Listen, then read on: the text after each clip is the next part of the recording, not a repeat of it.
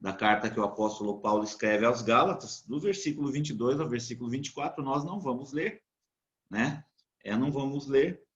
Então, nós começamos a falar dois itens, antes de nós tratarmos do fruto do Espírito, né, dentro já do assunto, mas antes de nós entrarmos diretamente no fruto do Espírito e a felicidade no lar, nós começamos a ver dois assuntos, né, que são geralmente usados como a solução para as crises que nós enfrentamos no nosso relacionamento, no nosso casamento, na nossa família, né? Mas que na realidade, embora eles sejam válidos, na realidade eles não trazem solução, ou seja, eles não resolvem as crises. Nós vimos que esses dois assuntos são a educação e cultura, que foi o que nós vimos antes de nós nos ausentarmos, né? E chegamos à conclusão que a educação e a cultura, eles não bastam para fazer um casamento feliz, para tornar um relacionamento sadio, né? E outro assunto que nós citamos é o assunto que nós não devemos depender de nossas forças, né? Achando que a nossa força vai resolver problemas, vai trazer soluções. É claro que nós não podemos cruzar o braço. Nós precisamos também, dentro da medida do possível, nós nos esforçarmos, mas não podemos depender das nossas forças. Nós temos visto, dentro daquilo que o apóstolo Paulo escreveu à igreja de Éfeso, e o assunto que nós temos tratado, fundamentados, justamente naquilo que o apóstolo Paulo escreveu, nós temos visto que o casamento, né, é visto pelo apóstolo Paulo no contexto do Espírito Santo.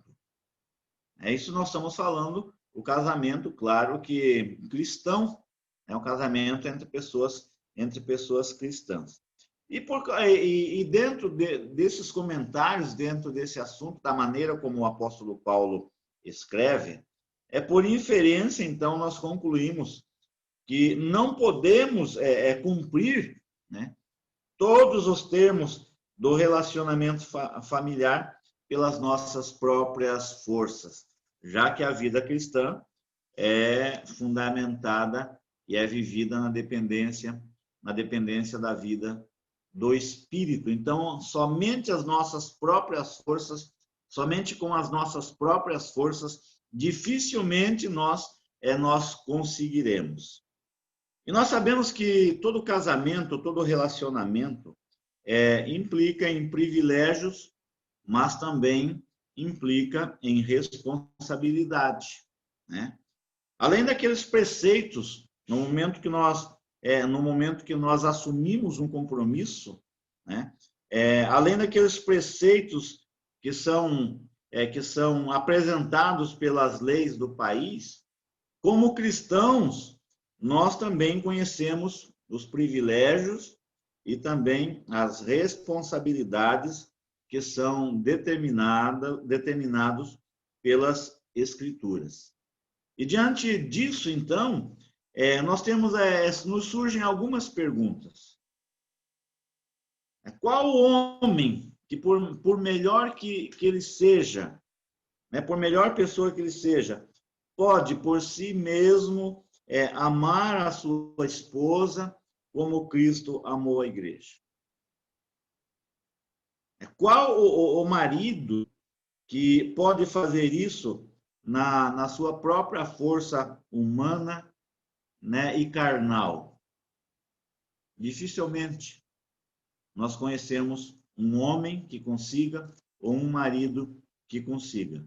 Mas tem ainda uma outra pergunta: qual a mulher, nas suas próprias forças, ela consegue se submeter ao seu marido no temor de Cristo, como Paulo escreve, como a igreja está submissa a Cristo? Dificilmente. É impossível, pelas próprias forças, ser assim. Algumas talvez até alguém consiga, né? Mas aí vai viver uma vida forçada, né? Uma vida forçada. E a vida no espírito, ela não é forçada.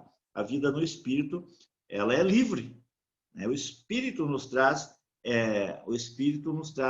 liberdade. Por isso que o apóstolo Paulo, escrevendo aos Coríntios, diz que onde está o espírito do Senhor, aí é a liberdade. Porque no reino do espírito não é nada por força, não é nada por poder, não é nada por violência, né? Mas temos ainda mais uma pergunta: quais os filhos que conseguem obedecer aos pais nas suas próprias forças? Não existe, irmãos. O homem, na sua própria força, ele não consegue, né? Quais são os pais? Uma última pergunta: quais são os pais, por melhores que eles sejam como pais, que conseguem criar os filhos pelas suas próprias forças? Difícil difícil de encontrar. Irmãos, então, nós vemos pelas Escrituras que Deus não espera que nós façamos tudo com nossas próprias forças. Lá no Salmo 103, versículo 14, Davi escreve o seguinte, que ele conhece, falando sobre Deus com relação a nós, né? Ele conhece a nossa estrutura e sabe que somos pó. Então, a nossa estrutura, somente por ela, por mais que ela tenha sido feita por Deus, criada por Deus, Deus sabe que nós somos pó. E nós não temos em nós mesmos forças suficientes para conseguirmos as coisas. Isso estou falando pessoas cristãs, né? Então, qual é a razão, além da nossa estrutura, que nos torna incapazes? O reverendo Augusto Nicodemos, nos seus escritos e nas suas ministrações, falando sobre o assunto, ele diz que ele cita, né, é fundamentado nas Escrituras, ele cita que a razão é a nossa inabilidade e incapacidade de obedecer a Deus e fazer sempre o que é correto. O apóstolo Paulo tinha essa consciência, né, quando ele diz que nele não habitava nenhum bem, né? Não há nenhum justo, nenhum sequer, não há ninguém que consiga fazer o bem. Então, biblicamente, irmãos, por melhores que nós sejamos, nós fazemos parte de uma raça caída, né? Biblicamente, nós fazemos parte de uma raça espiritualmente depravada, de uma raça limitada pelos efeitos do pecado. Então, por isso que é difícil, né? Por isso que dificilmente nós conseguiremos, né? Então, biblicamente, fica difícil de nós tentarmos, de nós conseguirmos pelas nossas próprias forças. Biblicamente, todos nós sabemos que nós somos filhos de Adão e de Eva, né? E herdamos a sua natureza. Biblicamente, nós sabemos que a nossa mente ela é obscurecida pelo pecado. Nós sabemos pelas Escrituras que a nossa vontade ela é inclinada para o mal. O nosso coração é endurecido, e Jeremias diz que o nosso coração é enganoso. Então, por esse motivo, queridos, nós não somos o que devemos ser à luz das Escrituras. E o apóstolo Paulo ele tinha consciência dessa realidade, né? E ele relata lá no capítulo 7, que ele escreve na sua carta aos Romanos, capítulo 7, lá do versículo 15, ele relata a angústia, a agonia que ele sentia, que ele via em si mesmo, né? E lá no versículo 15, ele diz porque nem mesmo, Romanos capítulo 7, versículo 15, ele declara o seguinte, que porque nem mesmo compreendo o meu próprio modo de agir, pois não faço o que prefiro, e sim o que detesto. Lá no versículo 18 ele diz, porque eu sei que em mim, isto é, na minha carne, não habita bem nenhum, pois o querer o bem está em mim, não porém o efetuá-lo. Irmãos, essa é uma realidade que não somente o apóstolo Paulo enfrentava, todos nós enfrentamos. Versículo 19 ele diz, porque não faço o bem que eu prefiro. Ele preferia fazer o bem, mas ele diz que ele não conseguia fazer o bem. E ele continua falando, mas o mal que não quero, esse eu faço. Essa é a realidade do homem decaído, do homem caído. Versículo 20 ele diz, mas se eu faço o que não quero, já não sou eu quem faz, e sim o pecado que habita em mim. Então não existe ninguém melhor que o outro. Todos nós, por melhor que nós sejamos, por mais esforço que nós façamos de tentar, todos nós nos encontramos nessa mesma condição, nessa mesma situação. Versículo 21, Paulo diz que, então, ao querer fazer o bem, encontro a lei de que o mal reside em mim. E lá no versículo 24, ele diz que, no versículo 23, ele diz, mas vejo nos meus membros outra lei que, guerreando contra a lei da minha carne, me faz prisioneiro da lei do pecado que está nos meus membros. Ele tinha essa consciência que nos membros dele não havia bem nenhum. Não havia nada que quisesse fazer o bem. Mas, aí no versículo 24, ele diz, desventurado homem que sou, quem me livrará do corpo dessa morte? A tradução NVI traz o seguinte, miserável homem que eu sou. E no versículo 25, então, ele dá o brado da vitória. Graças a Deus por Jesus Cristo, nosso Senhor. Irmãos, o que faz a diferença na nossa vida, o que faz a diferença na vida do homem é Jesus Cristo. Não existe outro, somente a vida vivida na dependência de Cristo, na dependência do Espírito.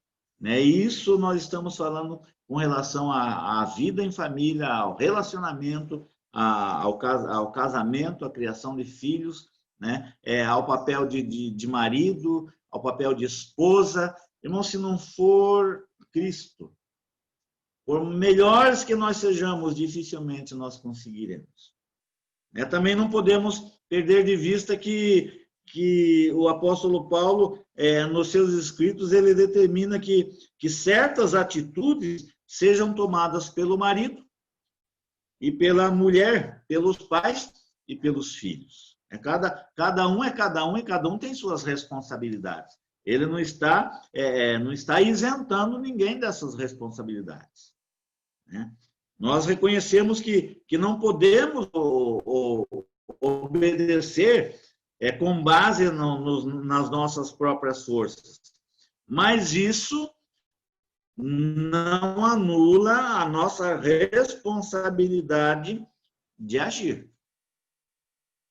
O marido como marido, agir como marido, a mulher como esposa, agir com os pais, os filhos agirem como filhos, mesmo na dependência do Espírito. Nós temos responsabilidades pessoais. Uma coisa que eu estava me lembrando ontem, enquanto estava ministrando e rabiscando aquilo que eu estaria falando, me veio à mente na reconstrução dos muros.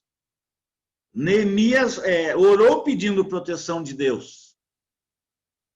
Mas ao mesmo tempo, também ele orou pedindo a proteção de Deus, creu que Deus estava com ele, ele declara isso para o povo, mas também ele armou os homens para o combate.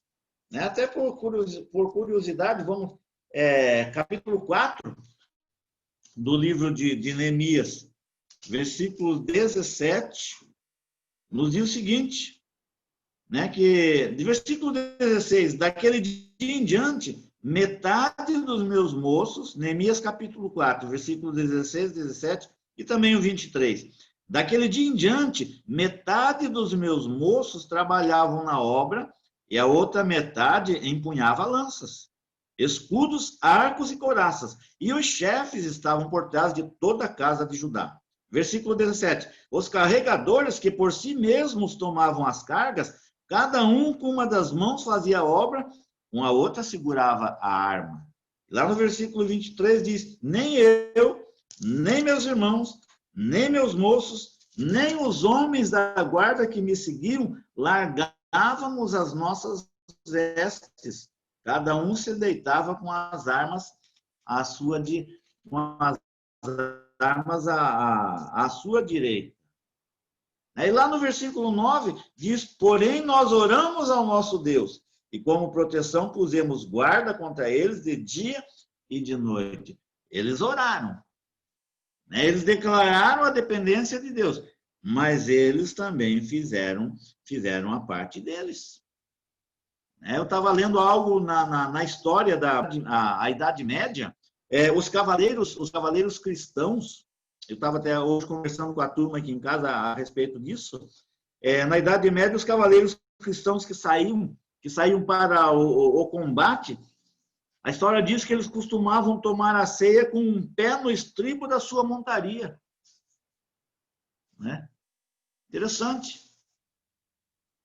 Uma parte, mas também a outra parte.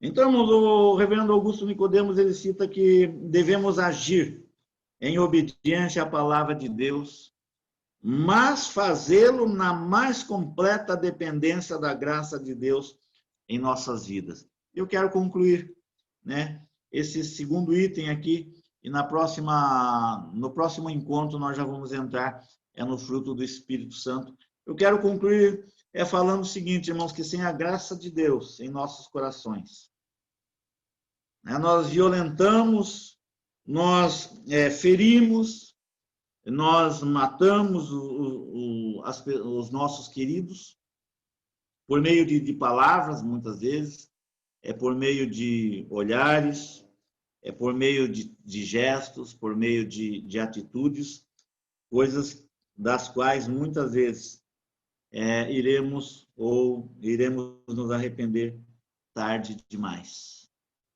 Quando, às vezes, já fica difícil de uma volta, se bem que para Deus nada é impossível. Mas que Deus nos abençoe, que Ele derrame a sua graça sobre as nossas vidas. Irmãos, não tentemos viver, não tentemos resolver as nossas questões, os nossos problemas. Nós estamos falando em termos de família, em termos de casal, em termos de casa, em termos de criação de filhos. Não tentemos resolver esses problemas somente com as nossas próprias forças, porque será difícil de nós conseguirmos. Que reconheçamos a nossa fraqueza, a nossa incapacidade por causa do pecado que habita em nós e tentemos viver, conviver, resolver as questões, resolver os problemas. Todos nós temos os nossos problemas, mas tentemos resolver auxiliados e fortalecidos pelo Espírito Santo de Deus e pela graça de Deus que Ele tem derramado em nossos corações. Amém, irmãos? Que Deus assim nos abençoe, Antes de eu passar a palavra a Valéria, eu quero mais uma vez reforçar sobre a oferta missionária, a parcial do mês de agosto, que pela graça de Deus a igreja conseguiu já, na primeira parcial, ultrapassar o alvo que foi estabelecido de 2.000. Em agosto, a parcial foi de R$ 2.025. E nós cremos que agora, na outra parte, no mês de setembro, Deus vai nos capacitar e dar condições para que nós cumpramos aquele compromisso que nós assumimos. E o alvo vai ultrapassar em um número bem maior, eu creio, em nome de Jesus. E que Deus continue a abençoá-los, né? Eu já agradeci a cada um, né? E aqueles que não tiveram condições não precisam se envergonhar, né? No tempo certo, Deus vai te dar condições, mas faça uma forcinha, né? Faça uma forcinha, é a lei da semeadura, é a lei da semeadura. Que Deus, assim, nos abençoe. Amém, queridos?